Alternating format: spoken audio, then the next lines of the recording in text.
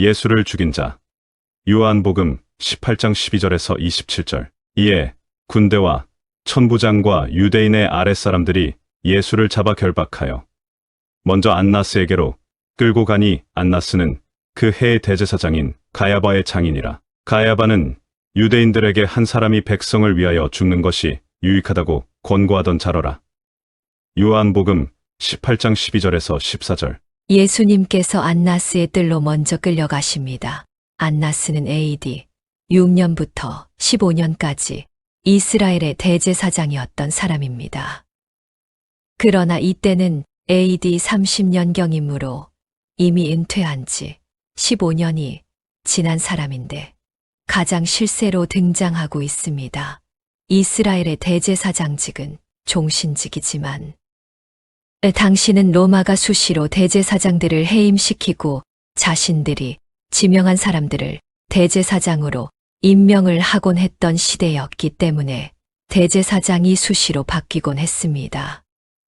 그러나 안나스의 후임으로 대제사장이 된 사람들은 다름 아닌 그의 5 아들들이었고 5 아들들이 돌아가면서 대제사장을 했고 그 뒤에서 수렴청정으로 안나스가 다 조종을 하고 있었습니다. 그리고 이 당시에도 가야바가 대제사장이었는데 그는 안나스의 사위였습니다. 그러니까 안나스는 그 해의 대제사장보다 더 큰 권력을 여전히 쥐고 있었습니다. 예수님은 바로 그 안나스의 집들로 잡혀갔었습니다. 요한은 이미 해임된 안나스를 계속해서 대제사장이라고 부릅니다. 그리고 대제사장은 하나인데 안나스를 포함하여 대제사장들이라고 계속 부르는 것입니다. 요한이 안나스와 친분이 있었는데 요한은 당시에도 안나스가 실질적인 성전의 실세였음을 보여주고 있는 것입니다. 본문 15절과 16절을 보면 시몬 베드로와 또 다른 제자 한 사람이 예수를 따르니 이 제자는 대제사장과 아는 사람이라 예수와 함께 대제사장의 집들에 들어가고 베드로는 문 밖에 서 있는지라. 대제사장을 아는 그 다른 제자가 나가서 문 지키는 여자에게 말하여 베드로를 데리고 들어오니 요한복음 18장 15절에서 16절. 여기서 대제사장을 아는 제자는 요한입니다. 예수님은 당신이 잡히시기 전에 제자들에게 오늘 밤 너희들이 다 나를 버리고 도망갈 것이라고 예언을 하셨습니다. 그런데 2 제자가 예수님을 쫓아온 것입니다. 2 사람은 제자들이 어떻게 철저하게 예수님을 떠나 도망가게 되는지를 더욱 선명하게 증거하기 위해 그곳에 쫓아온 것입니다. 요한은 안나스와 잘 아는 사이였기에 안나스의 집을 자유롭게 드나들 수 있었습니다. 예수의 제자인데 예수의 대적인 안나스와 친분이 있다는 이유 하나만으로 자유롭게 그 집을 지금 드나들고 있는 것입니다. 따라서 베드로가 안나스의 집들에서 예수님의 제자로 밝혀지는 것은 그렇게 위험한 일이 아니었습니다. 사람들이 베드로에게 너도 예수의 제자냐라고 물은 건 만일 그렇다고 하면 함께 잡아서 결박을 해버리기 위함이 아니었습니다. 그 질문은 위협을 담은 질문이 아니었습니다. 만일 그들이 그런 의도로 베드로에게 제자임을 물었다면 겟세마네 동산에서 그들을 함께 다 잡아들였으면 될 것입니다. 그런데 예수님은 그 군사들에게 제자들을 놓아주라고 했고 그들도 제자들에게 관심이 없었고 그들의 목적은 오로지 예수를 잡아 죽이면 되는 것입니다. 그들의 기득권을 위협하는 건 예수 하나지 나머지 조무래기 어부들은 관심도 없었습니다. 그런 상황에서 그들이 또 제자들을 잡아들이기 위해서 베드로에게 질문을 했겠습니까? 요한이 먼저 안나스의 집으로 들어갔을 때 베드로가 문 앞에서 차단을 당했을 때 요한이 다시 나가서 베드로를 데리고 들어옵니다. 본문 17절 보면 문 지키는 여종이 베드로에게 말하되 너도 이 사람의 제자 중 하나가 아니냐 하니 그가 말하되 나는 아니라 하고 요한복음 18장 17절. 요한뿐만이 아니라 너도 예수님의 제자잖아라고 물어본 것입니다. 그러니까 요한은 이미 예수님의 제자라는 게 알려졌고 이 문지기도 알고 있었습니다.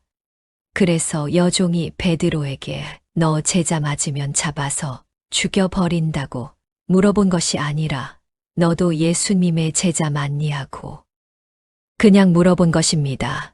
본문 25절과 26절도 마찬가지입니다.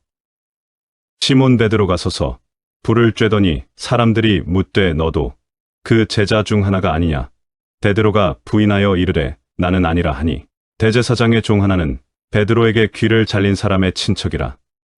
이르되 내가 그 사람과 함께 동산에 있는 것을 내가 보지 아니하였느냐. 여기 보면 질문이 내가 조금 아까 너 동산에서 본 것 같은데 그 사람 너 맞지? 이렇게 물어본 것입니다. 너 내 친척 귀 잘랐지도 아닙니다. 귀도 다시 붙여줬잖아요. 그건 그 옆에 있는 요한을 사람들이 다 알아봤다는 것이고 마지막 사람은 베드로가 귀를 베었던 말고의 친척이었는데 그 말고의 친척이 베드로를 못 알아볼 리가 있겠습니까?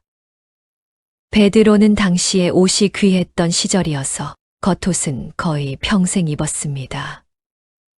전혀 위협의 기미가 없는데도 베드로는 또 부인을 했습니다. 그리고 그를 예수님의 제자 중 하나로 확증하기 위한 그런 협박도 아니었는데 베드로는 마치 무엇에 홀린 듯이 예수님을 부인해 버렸습니다. 베드로가 예수님을 부인했을 때 쓴 단어는 우크에이미입니다.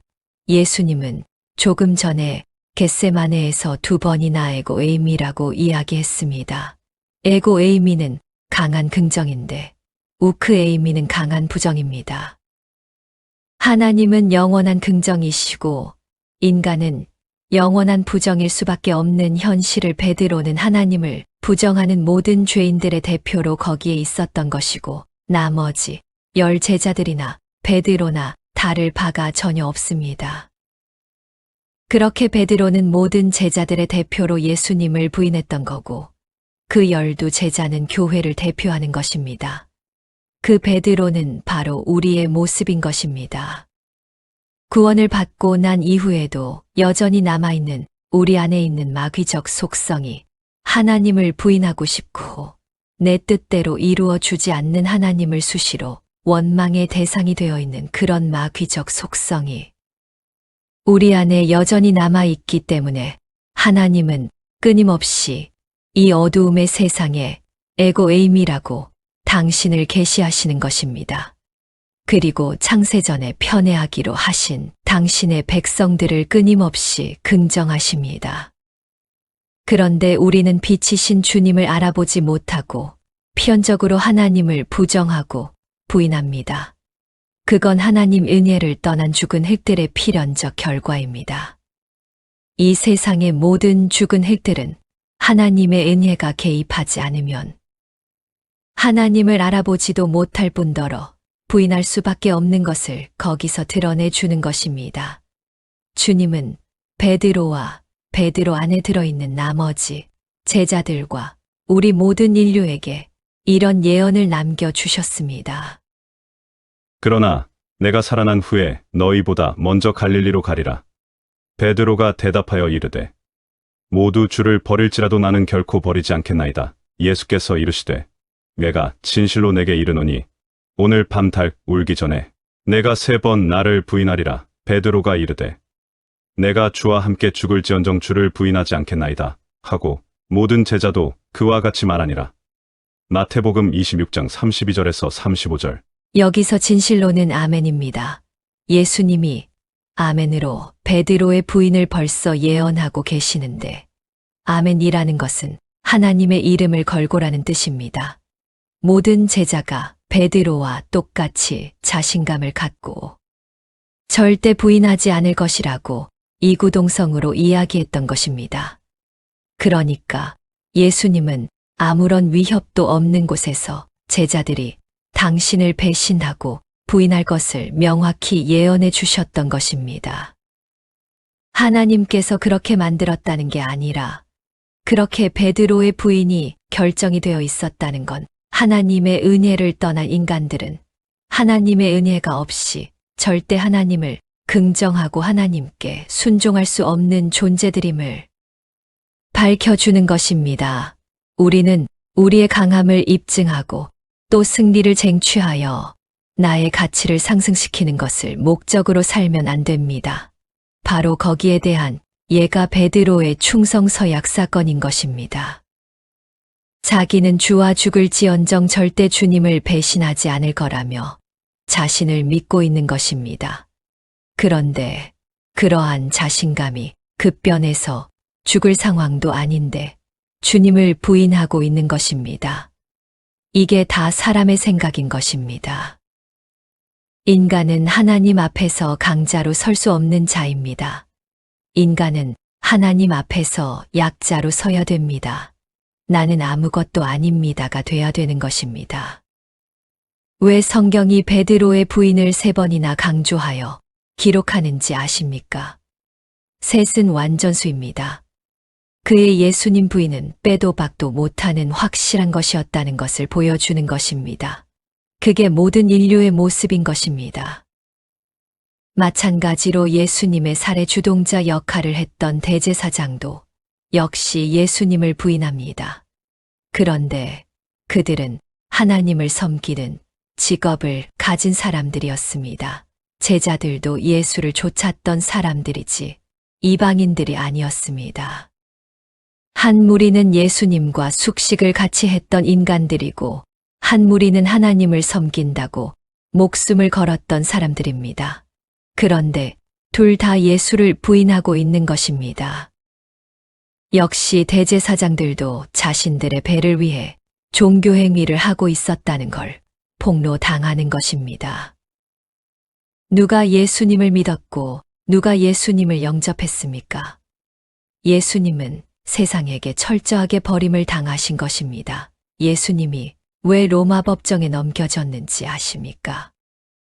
사내들인 공회가 사형언도를 할 수 없었기 때문일까요? 그건 표면적인 이유입니다. 가늠한 여인 데리고 왔을 때 그들이 재판을 했나요? 그냥 돌로 때려 죽이려고 했습니다. 스데반도 돌로 때려 죽였습니다. 그들이 로마에 가서 무슨 허락을 받았습니까? 그들은 얼마든지 사형 집행을 할 수 있었습니다. 그런데 예수는 로마 법정에 반드시 가서 거기서 사형언도를 받아야 됩니다.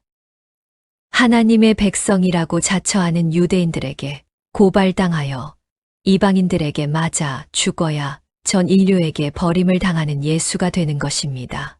그렇게 예수는 온 세상에게 버림을 당하시는 것입니다. 온 세상이 다 티끌이요. 죽은 흙이라는 것을 보여주고 똑같은 죽은 흙 중에서 어떤 이들을 편애하심으로 말미암아 그들에게 찾아가셔서 건져낸 게 바로 우리들인 것입니다. 그것을 감격 속에서 배우고 하나님 나라에 가서 예수님 찬양을 하는 것입니다. 그렇게 철저하게 버림을 당하신 주님께서 그 중에서 베드로와 베드로 안에 들어있던 나머지 제자들 그리고 그 제자들 안에 들어있던 우리 교회를 구원해 내신 것입니다. 우리도 예수님을 버린 자요, 부인한 자들입니다. 본문 18절을 보면 그때가 추운 고로 종과 아랫사람들이 불을 피우고 서서 쬐니 베드로도 함께 서서 쬐더라. 요한복음 18장 18절. 요한복음에서 숯불이란 단어는 여기하고 요한복음 21장에도 나옵니다. 육지에 올라보니 숯불이 있는데 그 위에 생선이 놓였고 떡도 있더라. 요한복음 21장 9절. 베드로는 숯불 앞에서 자신의 수치, 자신의 불의, 자신의 부끄러움과 연약함을 보게 됩니다. 그것이 베드로의 마음속에 각인이 되고 나면 그러한 숯불들이 그의 삶에 다가올 때마다 그는 하나님을 붙들게 됩니다. 우리도 마찬가지입니다. 우리는 실패할 수 있습니다. 그러나 그 숯불이 우리의 삶에 유익이 될 수 있습니다. 그게 성도의 삶입니다. 그래서 성도의 삶엔 모든 것이 합력하여 선을 이룬다고 하는 것입니다. 우리의 죄까지도 우리의 수치까지도 도덕과 윤리로 신앙의 깊이를 절대 판가름하면 안 됩니다. 우리는 예수님의 십자가를 더욱더 돋보이게 하기 위해서 우리의 마귀적 속성을 여지없이 폭로당하는 자로 이 땅을 살게 되는 것입니다. 예수님의 죽음은 선택적인 것이 아니라 필연적인 것이었습니다. 하나님의 희생이 없이는 죽은 흙에 불과한 것이 하나님의 자녀가 될 수 없다는 걸 당신의 백성들에게 반드시 가르쳐 줘야 되기 때문에 예수님은 반드시 죽으셔야 했습니다. 그렇게 엄청난 손해와 상함을 감수하시고 우리를 자녀로 만들어 내신 것입니다. 예수 그리스도의 은혜가 충만하길 축복합니다.